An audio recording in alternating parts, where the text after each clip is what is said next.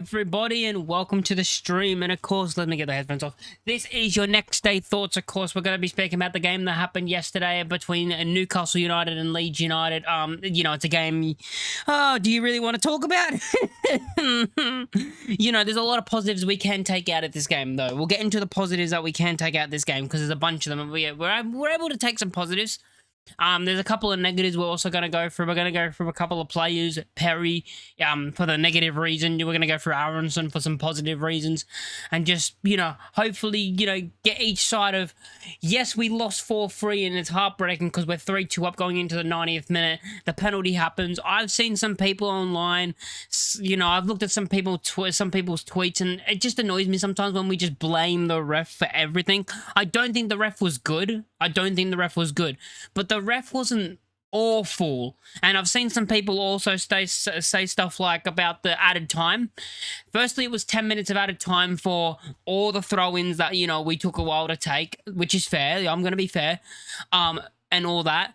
The substitutions also adds time as well. There was the injury, of course, for the Newcastle player, Shah. So that took a little bit. That took like 5 minutes probably. So it probably would have been 10 minutes. And the reason why it was a bit longer than 10 minutes at the end, the penalty that Newcastle got happened in the 91st minute, I think.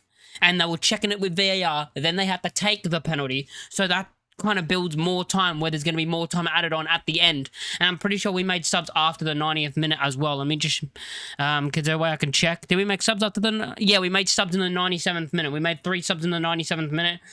That also adds time as well. That's going to be added on. It's a minimum of 10 minutes. I think people need to realize that sometimes. It's a minimum of 10 minutes. It's not 10 minutes, that's it. It's a minimum. And when you make 3 subs, which is the, 30 seconds each, the penalty, which was probably about 2 minutes it took to review it, look at it, and then take the penalty, which would have added the time on. So for me, the ref wasn't great, but the time added on made sense.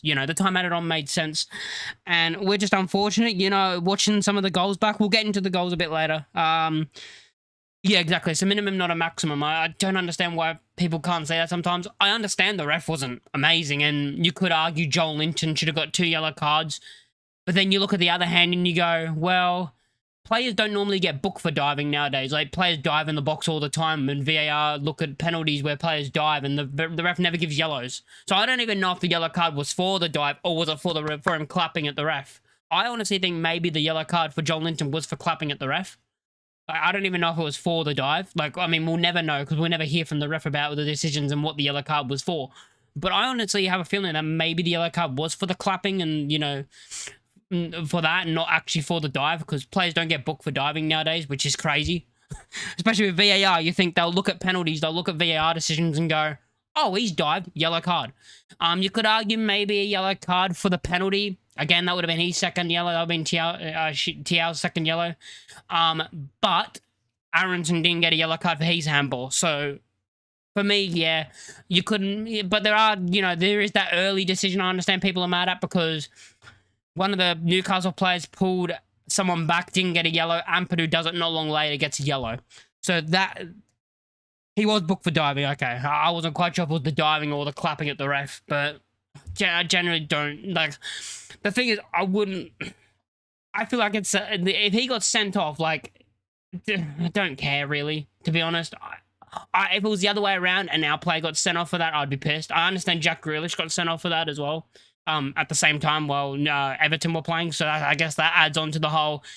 And it's not just, it's the inconsistency in football of you have decisions in some games, some ref games differently, and there's no rule about they're gonna make the decisions no matter what. It's kind of, it's in terms of the ref, what the ref thinks is, there's not really a rule. There's no consistency in the refereeing, which is annoying, but yeah, I'm fine with it. I understand Joel Linton did score one of the goals, but honestly, I'm fine with it.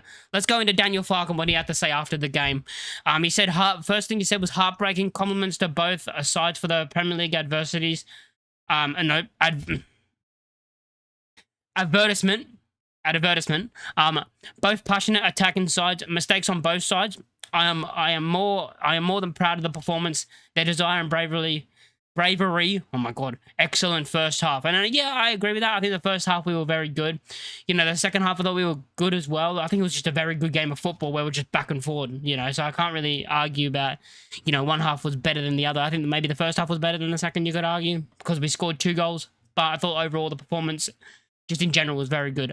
Daniel Fartland went on to say, we don't show any fear. Took the lead again at 3-2. James Justin hits the bar. I mean, that one annoys the hell out of me because he does very well to win the header, hits the bar, and then it drops right next to Calvert-Lewin. It drops right next to him. It's so close of him just getting his foot to it, and it's a tap-in. And at that time, we would have been 3-2 up because I'm pretty sure...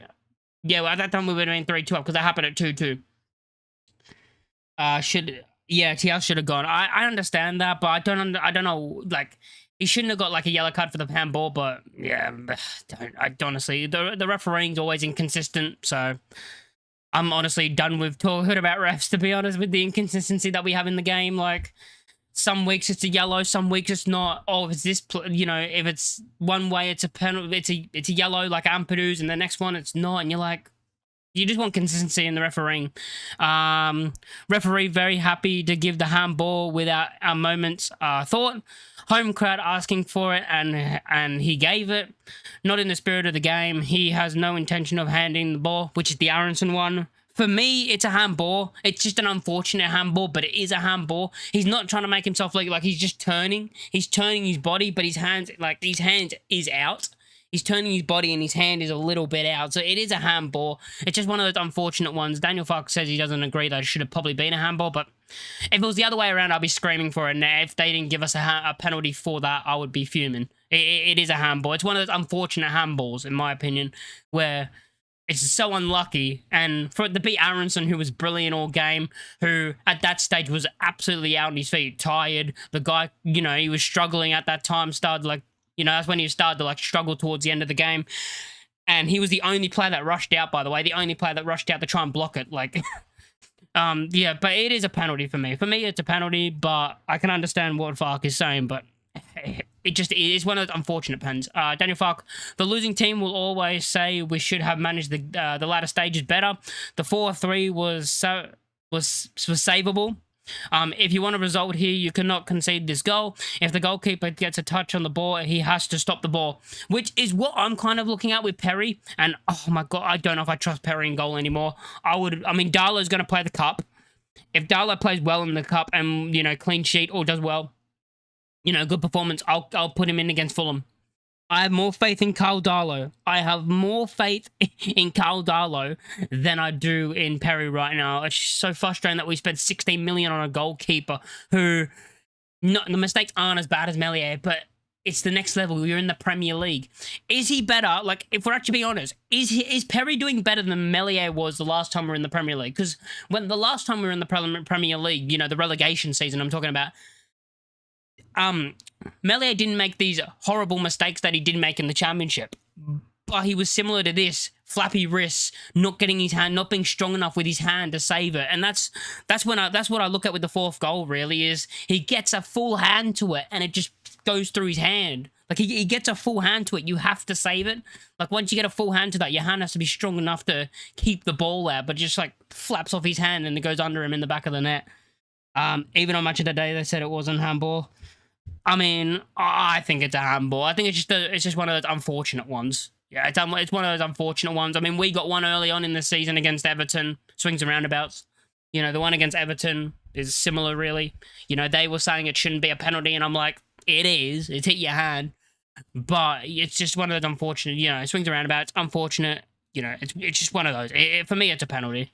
Yeah, and Perry, I mean, Perry in general, the one thing that annoyed me about Perry was from corners. Corners were the main thing. He just doesn't command his area and, you know, go out there. And then he has a go at his players, at his defenders. And he doesn't, I don't trust him. I don't trust him from set pieces and corners to get it out. There's a couple of times, you know, that's happened in the recent games, including this one, where there's a chance of him to catch the ball and he just punches it.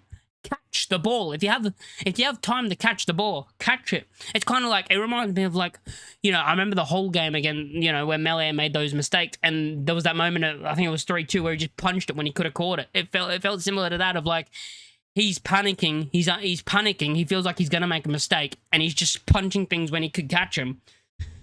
60 million on a keeper nobody actually wanted just because Leon needed money. I mean, that's another thing you got to look at with Perry is Farke didn't want him. No one wanted him. The people that Daniel Farke wanted, I don't even know who he wanted, but Daniel Farke wanted one goalkeeper. The board wanted the other, or the whoever, and then they said, "Oh, let's go for Perry because he became available." Like. But surely they have to have some statistics on Perry when signing him, of him being able to be a good keeper. But he just, apparently what I've heard is he was the same at Leon. He was the exact same. So I don't know why we've done this. I feel like it's kind of like a panic of like, oh, that we can't agree on which goalkeeper we want. And then this one just comes available and they're like, get him. And it just feels so frustrating. If the Newcastle pen wasn't a pen, the Leeds one certainly wasn't a pen. Thiago is falling and the ball ricochets off a Leeds player. When the Leeds player jumps to block it, he has to keep his arms in. Yeah, I mean, I think they're both penalties. Like, for me, the Thiago one's, DCL's done well he's just holding him off, basically, and it's a handball. And then the Aronson one is just unfortunate as well, where he's jumped and turned his body and it's hit his hand. So for me, they're both, like, very unlucky, but they are penalties. Which, you know... If we're going to say that these type of things aren't penalties because it's not deliberate, then any penalty, no handball is deliberate. So no handball should be a penalty because no handball is deliberate. So for me, they're both penalties. And yeah, I mean, the referee, in my opinion, it's just the inconsistencies. The main problem with me is the inconsistencies of everything, really. Yeah, it's just the inconsistencies of everything. I thought they were both weak. You could have Pope or Ramsdale if you want. I mean, I'd trust them both more than Perry. Not gonna lie, I'd trust them both more than Perry right now. What if fucks after that? We concentrate. We concentrate on what we have influence. If we play 12 minutes, we play 12 minutes. It would have given us time to score too. I have more thoughts about the deliberate handball. It's a handball. In my opinion, it's a handball. I understand Farke doesn't think it's a handball, but for me, it's a handball.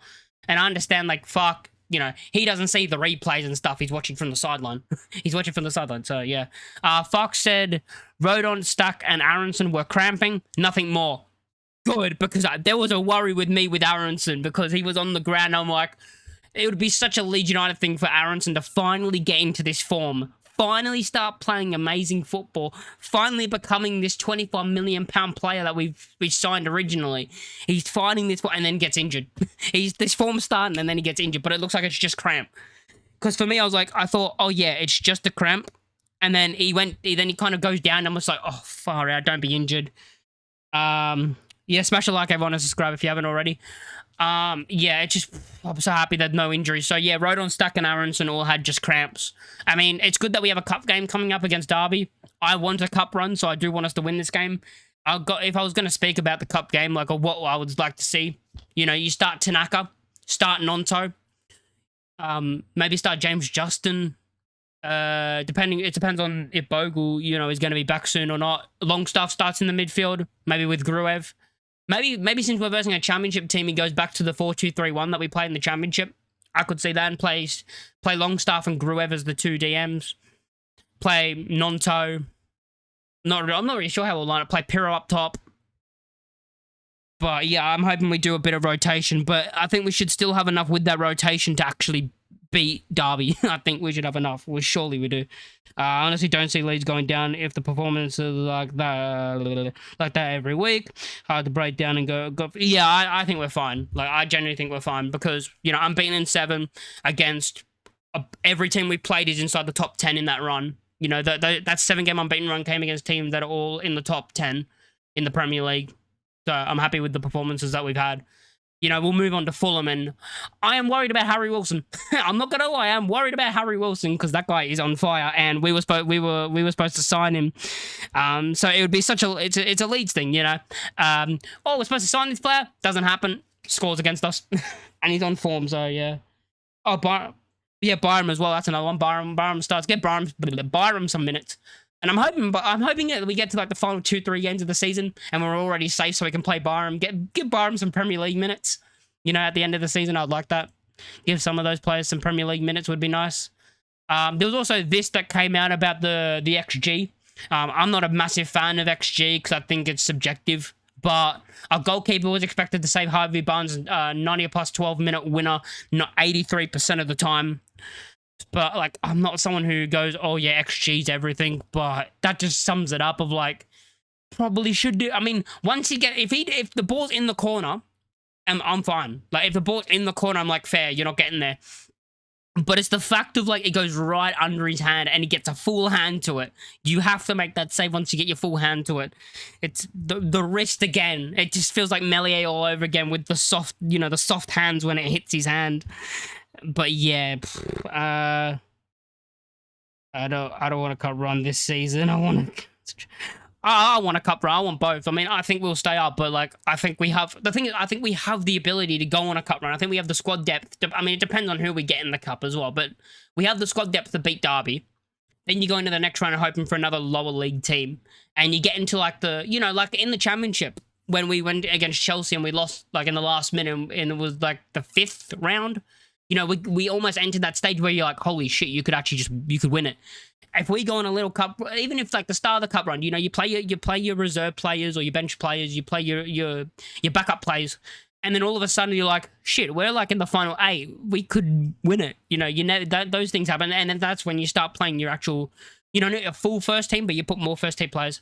I do think Fark will play like I think he'll play an Ampadu because I think he would want his captain in there. I have a feeling maybe he'll want his captain in there. Then again, Longstaff could be like a captain, in my opinion. Longstaff could be a captain in there, maybe with Gruev. So yeah, I want to say, I would depend on what Fark does, but yeah, I'm excited. What about Lewis Smiley? 97% pass accuracy, playing right back, centre mid, centre back last night. Yeah, he's amazing. Lewis Smiley's absolutely incredible. He's a great player. Like, he's unbelievable. I mean, we need fucking. I'm not gonna lie. I like James Justin for us. But Bogle offers us so much more going forward. I think we missed that with James Justin. Defensively, sound James Justin, but we miss Bogle going forward. We absolutely miss that guy going forward and at fullback. So yeah, that was the XG on the goalkeeper save, which was absolutely awful. Which, yeah, not great. Because the ball, you know, like the Joel Linton goal, if it goes right in the corner, I'm like, fair. You can't do anything better about that. You know, the flick header that goes flying in the corner. You can't make no keeper saving that. Unless if you save it, it's a weldy. There's something else we have to talk about, and that's, of course, us conceding late goals. Now, this is something that's been happening a lot. We have to speak about. Leeds United have conceded 8 goals in injury time this season. 12 points dropped from winning positions, which isn't good, you know, which is something we need to probably work on, to be honest. Leeds have dropped 13 points from winning positions. Of course, against Bournemouth, it was 2-1. We drew 2-2. That's a minus 2 points. The Forest game, of course, we were 1-0 up, lost 3-1, minus 3. Villa, 1-0 up, lost 2-1, minus 3. Scum, 1-0 up, conceded like 3 minutes later, and then, yeah, minus 2. And then the Newcastle game, 1-0 up, 2-1 up, 3-2 up, and then lose 4-3. So, yeah, Bournemouth was the 93rd minute. Newcastle was the 91st and 102nd minute. 5 points dropped from the 90th minute onwards, which that is a problem that we're going to have to look at. Like, that's a problem right now we have to look at with our squad. And our concentration right at the end, our concentration after the 90th minute when we go into the added time, and we have to be a bit better in those situations. Like, right at the end, we're going to have to be a bit better, in my opinion. But overall, this season, I'm very happy with the squad. Like, we have a Premier League squad, in my opinion, besides maybe the goalkeeper. But overall, I think we've got a Premier League squad. I actually wrote down the goals, and I put what I thought of the goals. So the Leeds first goal, Diao slips, DCL plays in Aronson, great finish, bottom left. That was the first goal. Aronson's best finish for Leeds United, you would say. The first time I've ever seen Aronson strike a ball and go in the back of the net in the Premier League like that. Newcastle's first goal, Gordon flicks it over Ampadu, which was, you know, he did well, Gordon, to flick it over Ampadu. Thought maybe Ampadu could have done a little bit better, but I'm not going to have a go at him. Strauch hesitates to make the tackle. Voltemata lays off Barnes, good finish. Struck like starts to try and put his foot in and then like hesitates to do that, and then the Voltemata just lays it off and you put it in the back of the net.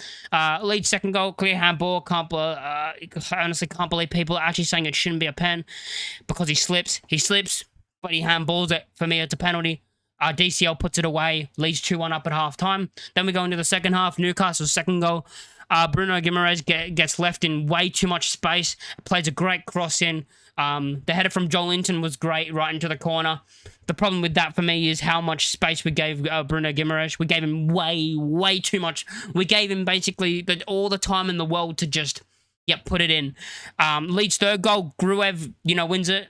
Plays a great pass into Aronson, and he takes his time and, where I'm like, pass it, and then beautiful finish off the post and in.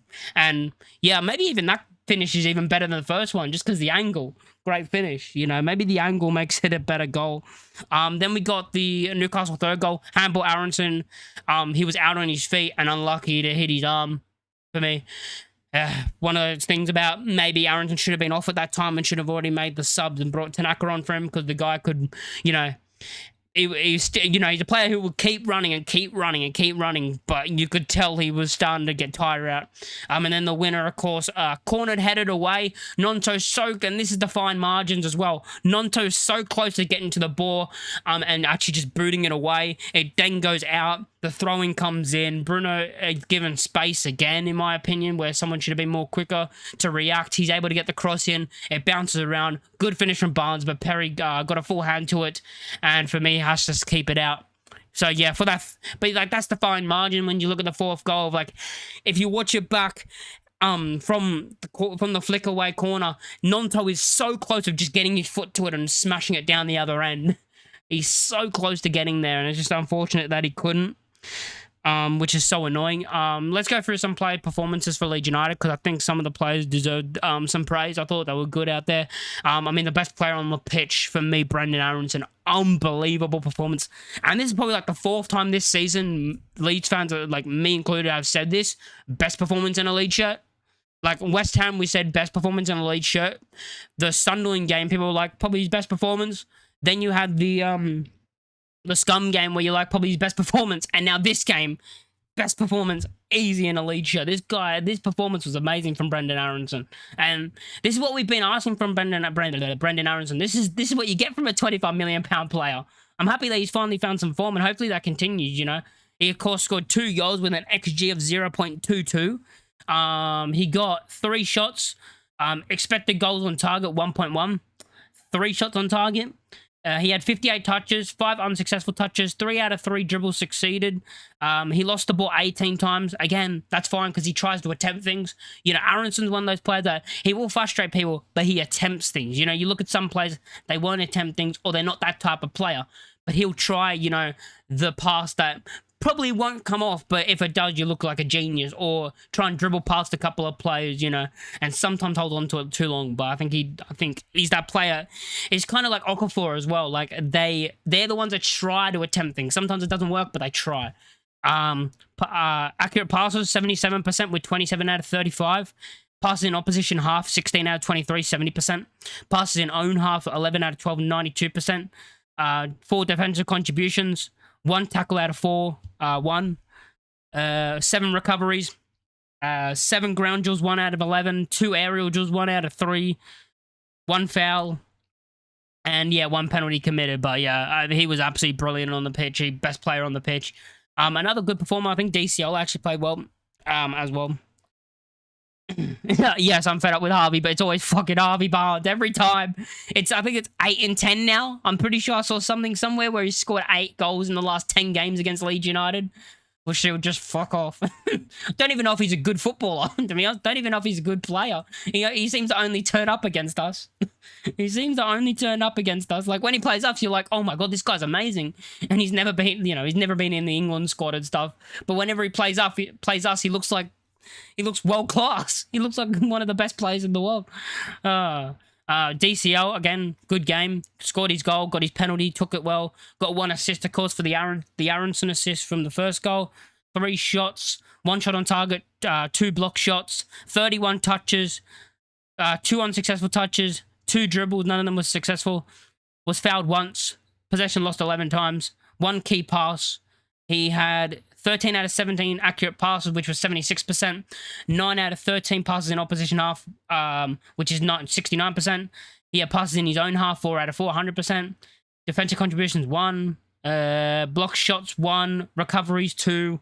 1 ground duel, 1 out of 7. 3 aerial duels, 1 out of 8. So clearances off the line, 1. 4 fouls. But I thought performance-wise, like, you look at that and it doesn't sound great, but I thought he was still good up front. When I look at the bench and what we probably could have done, like if I'm going to look at the bench, I thought Tanaka should have come on earlier for an Aronson, because I thought Aronson, before the penalty, was, before he did the handball, I thought was tired and probably should have come off. But that's another thing. You can look at Fark for that, but I'm not going to hammer Fark that much for how good we've been. And with 7-game unbeaten run, I'm not going to hammer Fark much for that. And, I see people on Twitter before games angry that Tanaka's not starting games. I actually don't know how Tanaka gets in the side. I don't know how you start Tanaka. I understand Gruev, and people don't like Gruev. I like Gruev. I think he's a good player. Again, people wanted subs early, and the time people wanted the subs, they wanted Gruev off and probably Aronson off at the time because he was starting to get tired. That was before the third goal where Gruev assisted Aronson, so people wanted them off before they combined. But maybe after that they should have come off. Okafor came on right after the goal. For me, once we scored the goal, Fark probably should have told Okafor, hey, sit down and brought on Tanaka. Probably should have done that and then brought on Tanaka just to be a bit more defensive. Not fully defensive, but a bit more. Maybe brought on a Tanaka. Maybe brought on, a Bornau a bit earlier. Just because the fact of Rodon's just coming back from an injury and that. And I was a bit worried that, he was playing too many minutes and he was going to get injured again. It was like that would do Letizia from Southampton with Newcastle. It's just always Harvey Barnes. Like at Leicester, it was always Harvey Barnes, and it's fucking happening at Newcastle as well. Just so frustrating. Because you generally is he a good player? He's a good player, but is he as good as he is against Leeds, against anyone else? Just so frustrating. Another performance I thought was good was Gruev. I thought he actually had a very good performance in the midfield. Again, I thought he was good against Scum, but people didn't think he was good against Scum. I thought he was. Of course, he got 1 assist with an XA of 0.04, 2 key passes, 32 out of 36 passes accurate, which is 89%. Passes in opposition half, 19 out of 22, 86%. Passes in own half, 13 out of 14, 93%. Long balls, 2 out of 4, 50%. 49 touches, unsuccessful touches 1. 2 out of 2 dribbles successful.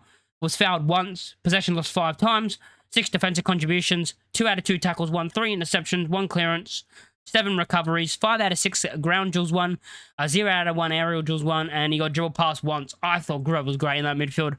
I think Gruev, just like in the Championship, is suited for away games, and I've spoken about this. He's suited for away games, because at home, the home games, when you're playing at home, you're going to get groans from the crowd and people angry when he does the whole turn back and pass.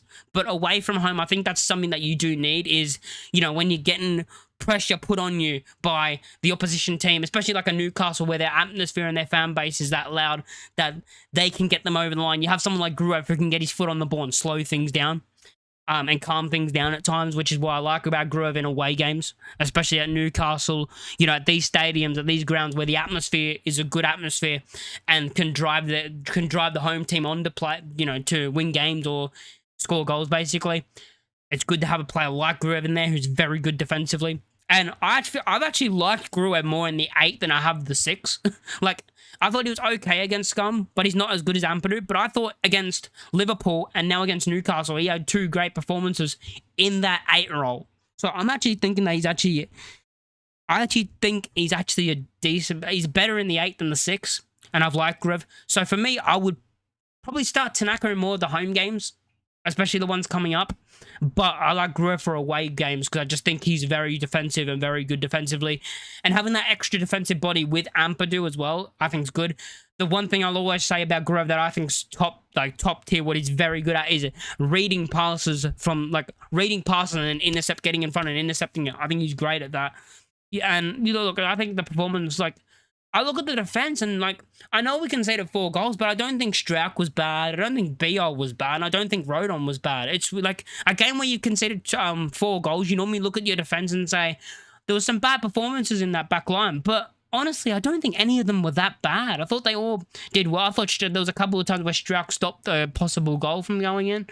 I think he blocked like 3 of them, I think. I remember a couple of times where they had chances and Strauch was the one there that stopped them from getting it. So yeah, I think the defense was good for me. Like, I like our defense. What I didn't like was our defending from set pieces, but that was the only thing that I was kind of like annoyed at. But Newcastle are like Leeds United. They're one of the top teams at set pieces. So when I look at that and see that they're one of the best teams at set pieces in the league, just like us, I look at that and I go, okay, having, not being great and being a bit shaky against a Newcastle team who are very good at set pieces is fine. When I look at that, I'm like, hey, it's actually fun. You look at, as I've said, like, you look at the performances, like, I don't think anyone had a bad game, really, besides Perry. Like, generally, I thought Rodon was good, BL was good, Strauch was good, Ampadu was good, Goodmanson was good, James Justin was a bit shaky at times, but I didn't think he was bad. I thought he was okay. I thought he was, I thought he had a decent performance. As I said, Stack I thought was good in the midfield. Gruev I thought was good in the midfield. DCL was good up top, and I think Aronson was outstanding. And I can't really put a fault to any of the performances in that attack, or just in the team in general outside the goalkeeper, which is wild to say when you consider 4. Newcastle took their chances when they came, and yeah, they did. I mean, they got like. The thing is with Newcastle, they got a very good team. They got a way more expensive team than us. That's another thing we have to look at. Look at the price of team. I'm not someone who goes, oh, you only beat us because your team's more expensive, because they built that team. It's fine. But, you've got to look at it with the options that every team in the Premier League, like not just Newcastle, but every team in the Premier League of subs they can bring on compared to us, especially when they're like full strength and stuff. We'll probably take most of those players in that Newcastle team probably get in our team. Like, generally, like, I'm trying to think which Leeds United player would generally get into that Newcastle team. Like, based off form, Aronson probably. Based off form, Aronson probably gets into the team, and maybe DCL, maybe. But, like, they got, for me, and I said this in my preview, they got the best midfield in the world for me. I just think their midfield's outstanding.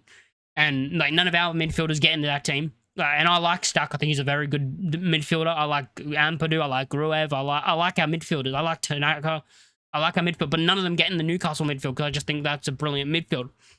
The only player you could, because Aronson is a player that you could just play anywhere on the pitch. You could play him up front. You could play him in a 10. You could play him, you can play him on the right. I don't think anyone else gets in that team. I don't think any of our players get in their team besides Aronson. Even like a Perry, definitely not. Rodon's good at centre, but a good centre back. But I don't know if he gets ahead of their centre backs. Maybe, but that's like a very like maybe. But yeah, you look at BO, for me, doesn't work in a back 2, so he doesn't get in. Strauch's a good defender, but no. As I said, Ampadu, that midfield, no one gets in. James Justin, no. Goodmanson, no, but I like them. Bogle, no, but I even like Bogle. I think they got a very good team. DCL is good. Maybe DCL gets into the team, but like, I mean, I've liked Voltemata for Newcastle this season. I've actually, when I'm watching Newcastle, I really like Voltemata, but maybe DCL gets ahead of him. And the only other player is Aronson, based off form. He definitely gets into that team somewhere. You could play him anywhere around the pitch, and you have to change formation probably if you wanted to get him in, but he's a player that can get into that starting based off form. But yeah, but DCL's another player that I could see getting in. Yeah, because, yeah, just depending on what you want to do. If you want to hammer it along and look for flick-ons and stuff, yeah.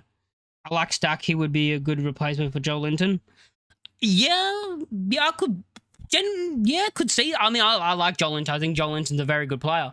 And Stack, for me, Stack still needs to prove himself, for me. Stack still needs to prove himself more. Like, more than a season. Like, it's that thing about, like, players can have an amazing season, but they can drop off. Like, we've seen that before at Leeds United. Like, you can have a good Premier League season and then drop off. So, with Stack, I want to see the consistency over the course of at least 1.5 seasons, I'll say. 1.5 seasons of just, like, good performances from Stack before I say, okay, it's to level out how good he actually is. Because I think he is a good player. And I think his set pieces are very good. His corners are very good. His free kicks are very good. And, his defensive part of his game, good. I like him in attack. That position that he's got there. And you look at our team, I mean, as I've said before, like, it's very hard for any of our bench players to get into the starting 11. Like, if you look at our bench right now, we'll go back on Leeds United, just look at our bench right now. You look at Okafor, for me, starts some games, but if you're going to play, depending on where you're going to play Aronson, if Aronson's going to be in the front two, he doesn't get ahead of Aronson. For me, I'd prefer Mecha. Mecha came on, I would be starting Mecha in the front two. Again, doesn't get ahead of Aronson based off performances. If Aronson goes into the 8 role, then yes, Mecha starts, because I think he's our best. I think Mecha's a good striker. I just think he's coming back from an injury. He played on the left wing in the last game. Yes, he come on in this game in the 87th minute, and he looked good when he came on. You know, I've seen some people criticize him online about when he came on, but he comes on the pitch. The first thing he does is win the ball back, and yes, maybe he should have waited for Aronson and Grove to get into the box and then play it across. But he has a go and he hits the side netting unlucky. There was two times where a ball came across the box late on, and he was so close. There was the one right at the end, right before they counter-attacked, and I think that counter-attack after that came with the corner, the throw-in and the goal, but he was so close to getting his toe to it, and if he does, I think the ball kind of just goes past him. It's so unfortunate, because if he gets his toe to it, it's in the back of the net, and we're winning 4-3, so it's the little margins. But I think Mecha's a good striker, and I think he gets disrespected by Leeds fans, I think. Of course I don't mean all Leeds fans, but when I look at some that say, I've seen some people say he's shit, and I'm like, he's not shit. For me, he's a good striker that just, you can't base a performance off, 10 minutes? You can't really do that. And I think Mecha starts up in a front two if Aronson's in the 8. If Aronson's going to be in the 8 in the midfield in the game, then you start Mecha. Bornell, good bench option. He's come in when he's needed to come in. He's played well. He'll probably start in the cup game, definitely, Bornell. I've been happy with Bornell. Like, we signed him for 5 million. We're like, geez, he's just going to be an injury-prone player that's never going to play for us. And then he comes in at Anfield, out of all places, and was absolutely brilliant. Against Scum, good again. He's not had a bad performance. He's not put a foot wrong since the Sheffield Wednesday game. Like the Sheffield Wednesday game, you look at Biol, he was poor in that game, and I was questioning him. I was like, oh my God, we signed this player. We spent a lot of money on him for our. Basically, he was our big signing centre back, and I'm like, God, is he that good? Have we wasted money? And he's proved me wrong, and Bornell as well, has kind of proved a lot of people wrong, including me as well.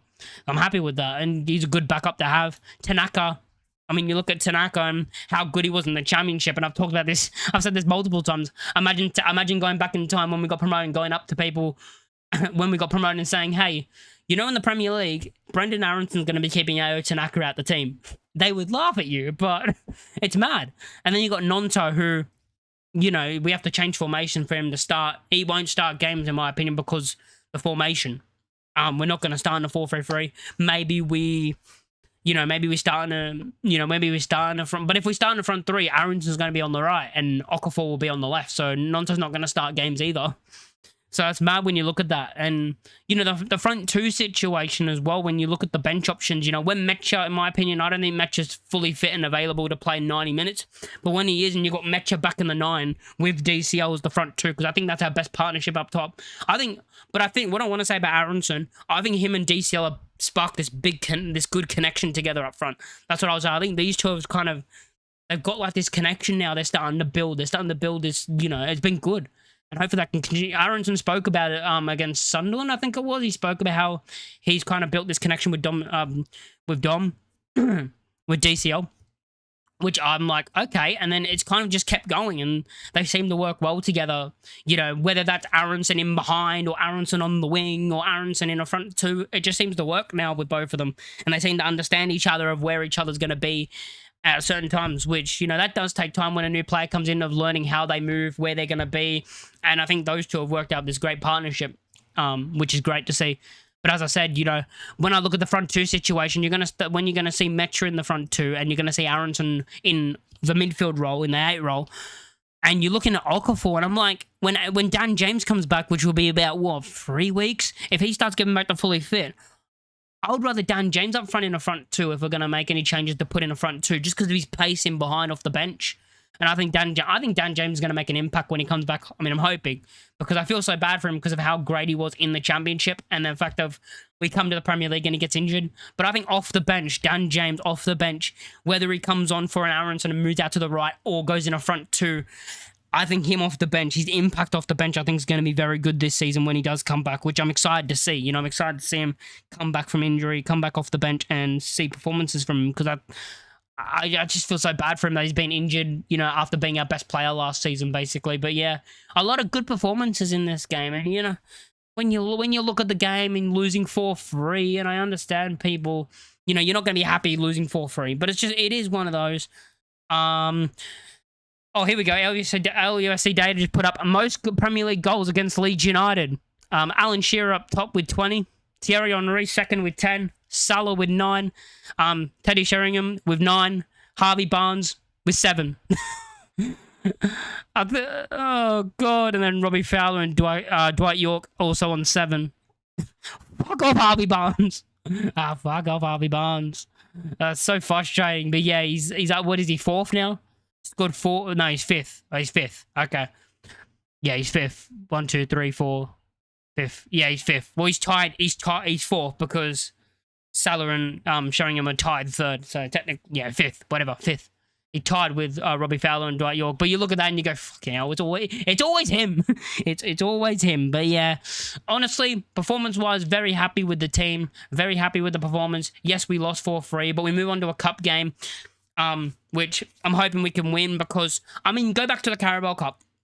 People, you say you don't want a cup run. You look at the Carabao Cup when we lost. When we lost, the next round would have been Grimsby. The next round would have been Grimsby Town in the next round. And I'm pretty sure then the next round was like a championship team as well, I think, after that. We could have legit made it to the final... The final 16, final 8 teams in the Carabao Cup. Like, we could have been near the final. Not near the final, but we could have been in it to be like, holy shit, we could actually win the cup. I think we would have eventually played Crystal Palace, who we battered. We battered 4-1, so you never know. I think that was what would have happened. But yeah, you look at that and you go, if only we beat Sheffield Wednesday, then we probably would beat Grimsby, and then we would have moved on to the next round. And, you're entering that stage where you can win the cup. You're in it to go, it's getting closer to the final and we're still in it. It's one of those things about, that's why I do want us to do well in the FA Cup. I want to see us go on a run. We're not going to see many cups in our lifetime. As Leeds fans, I generally don't think we're going to see a lot of cups. Maybe we'll win an FA Cup at some point. I'll take an FA Cup. I'd love an FA Cup. An FA Cup, and I would be happy. Of course I want more. I want us to make it into Europe and play European football. But trophies-wise, I think an FA Cup, I'd be happy with an FA Cup. That can all change in 10 years. Football changed very quickly. 10 years' time, we could be all talking about Champions League football going for a league title. You never know. Look at Aston Villa. We could be looking like them pushing in for top 4 and being in the mix in a title race and doing stuff like that. You never know. Or you could be all the way back in League One. Football can change just like that for anyone. Unless you're the big 6, that it probably won't, But for the rest of the teams, football can go very well, or it can absolutely drop in no time. So you gotta enjoy the moments. And I would love a cup run. I would absolutely love a cup run. Just even if it's for me, what I mean by a cup run, like 5th round, like a decent 5th, 6th round FA Cup run. Of course, we're in the 3rd round now, so win 2 or 3 games in the FA Cup. Get knocked out by a team where you go, fair. Get knocked out by a Premier League team and then go, okay, that's fair. We got knocked out by a team who was just better than us. Get knocked out by an Arsenal, or maybe even I know we battered them, but by Palace or a Newcastle, or a team where you're like, okay, it's a Premier League team. They have way more depth than us. Their depth is better than our depth. Good game of football. We got knocked out by a better team. Which that's what I want to see. I don't want to see us get knocked out by a shitty little a Derby. I don't want to see us get knocked out by Derby. I'm fed up with Leeds United just losing. I'm fed up with this Leeds United getting knocked out and getting against shit teams all the time. It's always us, I swear. But yeah, I want us to go on a little cup run, just a little cup run. And yeah, I think at the moment, of course, we are still 8 points clear of the relegation zone. We'll look at the Premier League table right now. I think it is still 8 points. Of course, Forest are now 1 point behind us because they did win.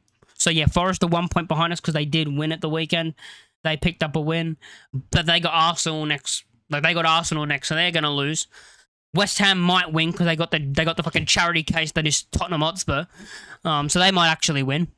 Burnley for me are probably done. They got Liverpool next. I mean, Wolves have Newcastle, but hey, Wolves have been good recently. Was it 5 points in 3 games? 1 win, 2 draws. Their form, I don't think they're staying up. I don't think they are staying up, but their form is starting to look good, you know. As a Wolves fan, you're probably thinking, where was this early on in the season? Where was this, you know, little bit of form early on in the season so we can be in the mix of survival? But yeah, but you look at the Premier League, like, it's so mad, the Premier League, you know. You got your top, like, Arsenal, who, in my opinion, are just going to run away with the league. I think they beat Liverpool tonight, and they're going to win the league and run away with it. I don't think there's going to be a title race because Man City are shit. Then you got City in second. And then you got, of course, Aston Villa, who can never beat Crystal Palace in third. Liverpool are fourth, despite how bad, you know, they've been, really. If you, like, Liverpool standards of what they signed and how they've played, you know, they're fourth. Brentford are fifth. I don't know how Brentford are fifth, especially after how bad they were against us. But they're fifth. Newcastle sixth. Scum are seventh. Chelsea are eighth. Then you got Fulham ninth. Sunderland have dropped a little bit into 10th. But you look at the league table from, like fourth place is on 34 points. Yeah, fourth place is on 34 points. And then you look at Spurs down on 27 points. So the gap is not that far off in the Premier League. Even Bournemouth. So 15th is Bournemouth on 26 points. Let's go for that. 26 points. So Bournemouth are only 8... From 4th to 15th in the Premier League, there is an 8-point gap. That is mad of how close it's been. And I do get sick of hearing, because I do listen to a lot of football content just in general, and I'm sick of hearing people say, the league's shit, it's a shit league. No, it's a competitive league. Like, I'm sick of hearing people say it's a shit league, oh, the quality's so shit, oh, blah, blah, blah. It's the quality isn't shit, it's just competitive. It's close. It's close between a lot of teams, so it's a competitive league. Like, I don't understand why a competitive league means the league's shit. I would rather that. Like, I understand Liverpool, Arsenal are the way better team, so they're probably gonna run away with it. But, you know, and City are better than everyone else, so they're gonna run away with it. Villa went on an amazing run, and they're probably gonna run away with it and finish third. So that's the top 3. But everyone else is very competitive. Like, it's a very competitive league, which is what it pisses me off when I hear people talk about, oh, it's a shit league. It's just competitive. It's very tight between a lot of clubs. You know, one week you could be 10th, 9th. The next week you could be 15th, 14th. Like, it's mad. Like, it's a good league. It's a great league. You know, it's a good competitive league this season. Anyone can beat anyone. You know, that's what you want in football. You want the league to be competitive between as many teams as possible. That makes the league better, in my opinion. You know, we're a bit further down, you know, away from that group. We're in that kind of section just below it. And we just need to continue what we're doing. I mean, our goal was 17th all season. I'll bite your hand off for 17th, as I said early on in the season before the season started. I said I'll bite your hand off for 17th. And hey, looks like we're going to get it. Make sure you do like, comment, and subscribe if you haven't already liked the stream. If you're watching this later, of course, like it. Subscribe if you haven't already. And yeah, let me know in the comments down below if you're watching this after. Let me know who your man of the match was. Let me know what you think about Perry. I mean, that's a talking point. Let me know what you think about Perry.